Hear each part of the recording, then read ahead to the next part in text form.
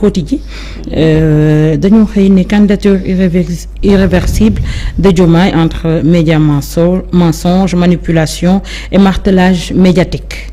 L'acte 2 des médias pour déstabiliser le camp Sonko démb dañoo gis ci benn une bu tudd Point Actu mu daal di xëy ne Diomaye présidentielle 2024 Diomaye élu Amadou Mame Diop devient président de la République. Comme pour dire que Diomaye bu desee ci kaso bi pour mu leer ci ñi déglu bu desee ci kaso bi ba ñu fal ko président mën na bañ a prêter serment mën na bañ a nekk président Amadou Mame Diop mi nga xam ni mooy président de l'Assemblée moo koy wuutu ci bopp réew mi. waaw xam nga aussi parfois tu fais une communication boo xam ne da nga jàpp ne communication bu défavorable ci candidat bi la te fekk mën na ko favorable d'un côté laaj ma lu tax. jërëjëf ajaratu na bu da ngaa dégg nag sama rakk. Nabokor. Qui veut tuer son chien l'accuse de rage. Très bien. Ça se voit que tu as suivi à l'école et tu as bien appris tes leçons. Nabokor su ma la bëggee wax ne la tey Bassirou Diomaye Faye bu ngeen ko falee mooy ne fal ngeen Amadou Mame Diop mooy ne kon bëgg nga yee sama xel ci lenn. mooy ne kon obligatoirement il faut que Bassirou Diomaye Faye génn ci kaso bi mën a battre campagne bu battre campagne bu fekkee falu na mu prêter serment. bu prêter serment mu mën a assurer li nga xamante ne moom mooy lii di régnam. tranquillement mais si Bassirou Diomaye Faye bu ngeen ko votelee bu ñu ko choisir mu nekk le candidat. bi nga xamante ne moom la ñëpp war a voter bu ko ñëpp votelee kon day mel ni vote ba nul na rek parce que bu ngeen ko votelee ba pare te mu des ci kaso bi du am occasion prêter serment. bu amul occasion prêter serment du am occasion également jiiti réew mi donc à ce moment là président de l'Assemblée nationale Amadou Mame Diop moom mooy falu bu boobaa kii gañ Benno Bokk Yaakaar. jërëjëf ci bi nga ñu ko xamale. merci de nous avoir informés de ça. Étant conscient que maintenant l'enjeu c'est ça, le combat est ailleurs. Le combat c'est de faire de telle sorte que Bassirou Diomaye Faye sorte de prison alors. lan moo ko war a mën a téye kaso dafa am condamnation définitive dañ ko àttewuñu ko amul condamnation définitive bu fekkonte ne amoon na lenn lu ñuul ci candidature Bassirou Diomaye Faye du jàll ca conseil constitutionnel. man gëm naa ne jàll bi Bassirou Diomaye Faye jàll ci conseil constitutionnel bett nañu bari sax na xaaruñu ko woon. jàppoon nañu ne soor bi dal Ousmane Sonko mën naa dal Bassirou ndax yee yaay danoo bokk ci parti bi ñu di suut benn ñoom ñaar ña nga ca kaso ba waaye bu nu fàtte ne dafa am loo xamante ne loo ko nëbb ak loo ko làq mënoo tere jant bi génn yow tamit nag. Bassirou Diomaye Faye étant candidat à l'élection présidentielle c'est une décision du Conseil constitutionnel point. À la ligne Bassirou Diomaye Faye doit sortir de la prison de Cap Manuel. Point à la ligne il doit battre campagne pour sa propre élection su fekkente ne c'est le candidat qui a été choisi wa ilaa da ngeen yaakaar ne calcul bi ngeen ne ñoom ñi nga xam ne ñoo tànn seeni candidat nekkuñu ca wala da ngeen yaakaar ne ngeen gën a muus nit ñi calcul ba ngeen ne bay def seen équation ni da ngeen trouver résultat yéen da ngeen yaakaar ne ñooñu ñu ko siqal di tànn candidat ñoom nekkuñu ci boobu calcul loolu ngeen foog waaye yow ka nekk ci prison carte manuelle di bëlot lu neex ak yéen te yow mënoo gis stratégie bi mbër mi di lal pour que yow loo lal mu lalli te loolu yëpp da ciy jiital ngëm yàlla gu mat solo bu am solo nga yaakaar ne yow tu peux pouvoir prendre certaines décisions et puis y a même pas de logique à ce que Bassirou Diomaye Faye ñu autoriser ko mu nekk candidat ba pare bàyyi ko ci kaso bi mu toog si c'est ça la stratégie merci de nous l'avoir dit tôt pour que ñun ñu xam ko bokk xam ne possibilité boobu existé na moo tax ma ne la qu'on ne se trompe pas de combat. Le combat actuel c'est le combat du fichier. Hormis le combat du fichier, c'est aussi le combat de la libération de Bassirou Diomaye Faye. Qu'il puisse sortir de prison parce que amul dara lu ko fa téye nañu ko accorder liberté lu mu ci doon provisoire ak nañ ko accorder liberté mu génn ndax liberté totale sax la war a am. ba keroog ñu koy àtte ba gis ni li ñu koy tuumaal am na lenn lu mu ci laale. ndax wax dëgg yàlla bokk ak Ousmane Sonko rek warul mën a tax nag lu Ousmane Sonko def nga ne yow itam sa loxo nga ca. yaa ngi dégg donc dañu ko war a génnee am possibilité battre campagne ak autorisation du juge nga xamante ne dinañu mën a aujourd'hui à l'heure actuelle où on parle c'est un candidat qui est prêt à battre campagne et que si c'est le choix du peuple que tout le monde puisse l'accepter. Autre chose, le choix du peuple sénégalais ci élection yi ñu jëm est un choix tellement important bu ñu jaarale par voie démocratique qui sont les urnes que quand on choisit un président de la République ce président reste chef d'État.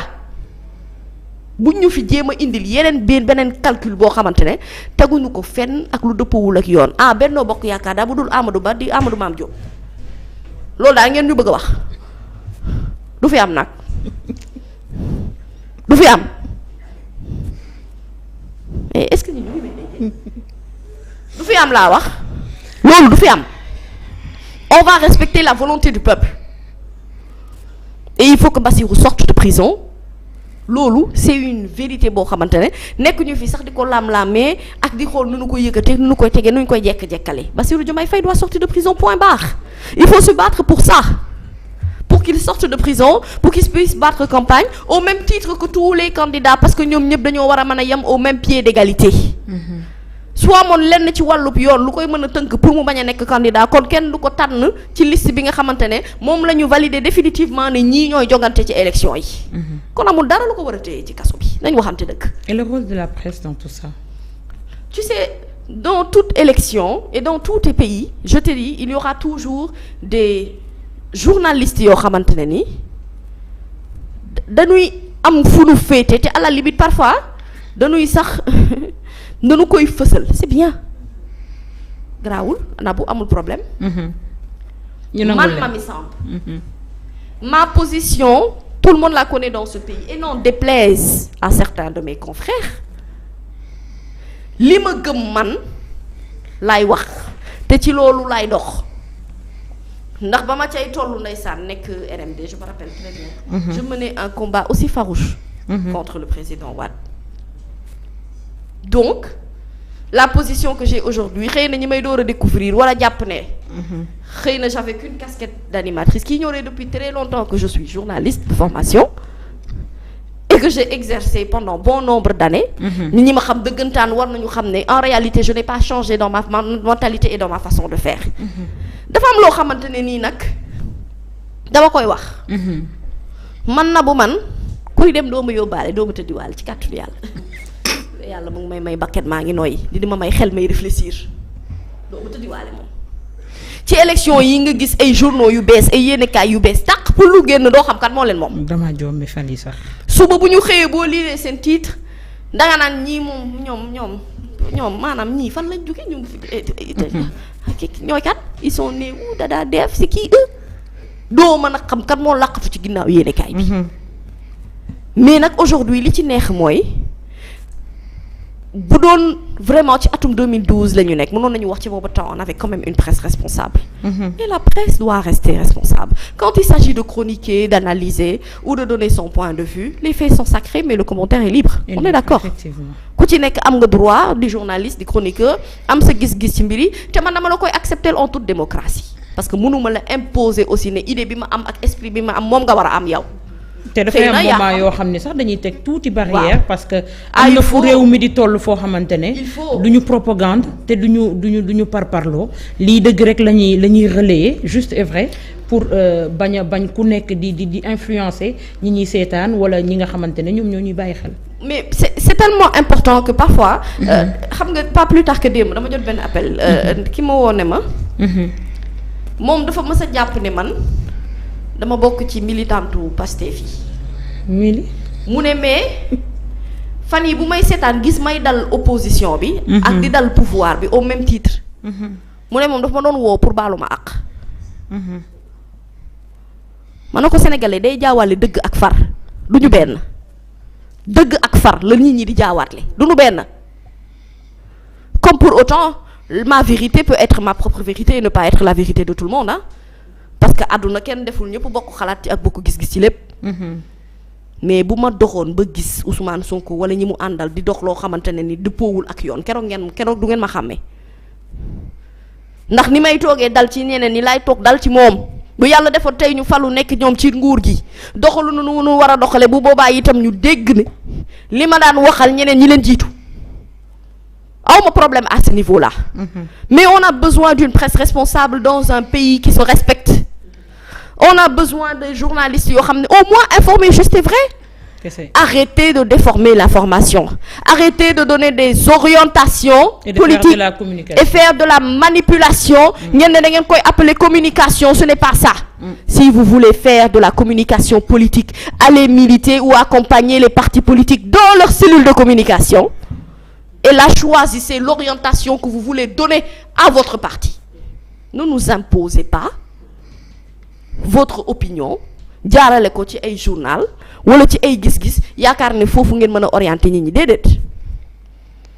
Chaque journaliste est libre de faire son choix par rapport ak situation bi bu demee waaye nag bu nu fàtte ni à la base on travaille pour le peuple bu noonu demee yoon rek normalement peuple benn war a fay ñun. bu doon yoon rek. peuple bee ñu war a fay du dëgg. Donc am na loo xamante ne considération boobu dañ ko war a jël en compte par rapport à plein de choses. Il y aura beaucoup de manipulation, beaucoup. On n'a même pas encore commencé. Élection moo mel noonu dina ci am ñoo xamante ne dañoo féetee fii bu baax te da ngay xam ne ñii fii la ñu féetee. am ñoo xam ne dañuy féetee fee rek yor seen i xeer rek di jóor bu baax nga xam ne fii la ñu féetee. Donc mais dafa la situation est tellement importante que aujourd'hui il faut ñu comprendre ne ëllëgu réew mi ñun ñëpp on y participe d'une manière ou d'une autre. Encore plus si on est journaliste. On a la possibilité de changer la donne comme on a la possibilité de maintenir li nga xamante ne moom moo fi nekk di xew bu fekkente ne dañoo gëmm suñu bët ci lépp loo xamante ne réalité la bu askan bi war a jot ak lépp loo xamante ne dëgg la bu nu war a wax am fu nu war a féete te féetewuñu fa. Le peuple jugera dans tous les cas. Mais les manipulations vont continuer. La mauvaise information va continuer. Et souvent même, on veut vouloir tenter de donner une mauvaise information en rendant même service ñi nga koy wax mooy comme li ma la wax rek. Parfois, en voulant manipuler ou en voulant donner une certaine orientation, on ouvre les yeux au peuple par rapport à une hypothèse boo xamante ne effectivement pourrait être une possibilité. Donc en cela, en pensant ne pas nous rendre service, en réalité vous rendez service au peuple. Donc faites votre travail avec le plus grand sérieux. Moi je chronique, je suis libre de donner mon point de vue. Mais je ne suis pas dans la rédaction des textes. Je ne suis pas reporter sur le terrain. Et qui plus est, je ne présente pas d'édition. Je suis chroniqueuse. C'est différent. Très différent. Du benn waaye yéen ñi di bind ci rédaction yii di informer di wàcc sur le terrain ngal la ngir yàlla informer fidèlement par rapport ak li ngeen gis ak li ngeen dégg te mu dëppoo ak dëgg. Manipulation moom dina fi yàgg te am na yenn kaay yoo xamante ne bu présidentiel yi jàllee nam yooyu yenn kaay dañuy faatu fa yàlla. nañuy faatoo sax dafa ëpp. jërëjëf Adjaratou Mamy, je pense que le message est passé clair. Alors balaa ñuy dem Adjaratou ci deuxième partie bi il faut que très rapidement rek dafa am lu ñëw ci sama xel après li ñu fi waxtaanee lépp. Mamy la dama déggoon benn ci ay politiciens mu ne bu amee dara lu ñuy remercier le président Macky Sall buy dem mooy dinañu leeralal wala dina xippi ci suñuy bët ci politiciens yi nga xamante ne dañuy nekk bëy yu sàngoo wala bukki yi sàngoo deru bëy. maanaam dina leer balaa moo dem. bu ñooñu mooy ñi tëddiwaale. nii. ñu yóbbaale ñu tëddiwaale. ñooñu la rek ñi nga xamante ne seen masque yi day daanu. loolu nag ala kulli àll day am moom. mënoo ci dara. mais c'est une très bonne chose. que les gens puissent savoir au moins qui est vrai et qui est faux. dinañ ko remercier. non loolu amul luñ ko ciy remercier moom. ndax moom remercier wuñu ko woon ci yooyu jamono donc duñ ko remercier keneen du dëgg. waaye nag wax dëgg yàlla c'est que loolu moom à la limite même le président Sall mënu ci dara. c'est-à-dire que nit mooy tollu parfois foo xamante ne bëggu-bëggu boppam. daf koy yóbbee ba du ànd ak xelam. te jamono bi fi ñu toll nii xeetu politique boobu moo archaïque. pourtant na bu yow da nga maa bëgg a waxloo di ma waxloo ni wax naa la sànq ne la mag ñi nañ dem toog beneen bi mooy ñi ñamagul nañ bàyyi ñi ñamagul ñam du dëgg ñam ba noppi nañu bàyyi ñeneen ñi ñamagul ñam muy beneen bi ci topp mooy ala kulli aal tous ces candidats là yi nga xamante ne dañuy mbubboo dara te la ñuy mbubboo xeeñoowuñu ko diwoowuñu ko toccumiwuñu ko. Bu waxtu xeeñcu nag géeju bër géeju koŋ jotee nag wax dëgg yàlla ko nañu xam foofu féetee nag poisson fumé les poissons fumés là on va savoir poisson séché on saura tout est dans l'odeur. boo dee géej gi yas. danga koy xam. boobu moo am problème nag. bu dee kecax ci sora de tambajang ci sora koŋ ci sora bu dee yeetu ki machine. bu dee yeetu ki machine danga koy bu dee koŋ la koŋ fumé danga koy xam. bu Gambie bi wala bu Sénégal Gambie bi wala bu mu ci bëtt doon danga koy xam. tout ce sora baax na dama la bëggoon ñu tout ce sora jarul nettali géntu kenn wax dëgg yàlla na Sénégalais yi toog am patience rek nañ toog xal bu ci nekk dinañu xam nu wànneen ci di mu jékki gëtam.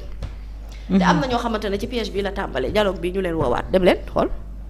ña demoon te dialogue ba moom ñu ngi jooy ba tey noppeekuñu. ñooñu duñu gaaw a noppi nag wax dëgg yàlla.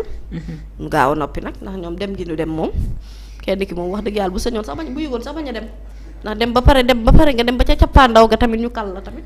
loolu tamit kaa la man ñooñu laa waxoon ne leen par exemple mënoon nañ dellu waxtaanaat am na logique la waxtaani woon nañu ba ñu résoudre benn cas ci cangaat nag nga dem cangan gi saa si cangan. bët mu dugal. ngaa lu ñuy wax cangan. yooyu waaw. yéen nag neexu leen waxtaan nag. waaw baax na ñu bàyyi waxtaan bi kon. déedéet maanaam dama la bëgg wax nag. ñoom PDS. bi ñu waree dialoguer pour résoudre le caca. dem nañ résoudre nañ le caca. léegi dem nañ ba ci cappaandaw gi caca bloqué na. l'un des caca. ñu dem débloqué. l'autre caca. loolu am na logique loolu am na logique. yàlla xel dee rek. man moom xam naa dinaa bàyyi wax balaa élection yi jeex. man moom jël retraite. mais bàyyi man parrainage yi yaa yoroon 113 n'est-ce pas. 112 112 yow la woon. voilà mais man bàyyi naa. man foo toll ak sa parrainage. te kenn daal man maa recalé yee yam. man nañ ma spolié recalé yi nga bokk. man waaye waxuma la spolié man expatrié la moom wax dëgg yàlla dañ maa man génne nañ ma liste bi génne ma réew mi man mu mbokk ma moom man moom wax dëgg yàlla mbokk man dama war a noppi nag man dama war a noppi nag man bu ma amoon ay mbokk ci internet yi ba ma mbokk ci réew mi dañ naan ma mi demal nga toog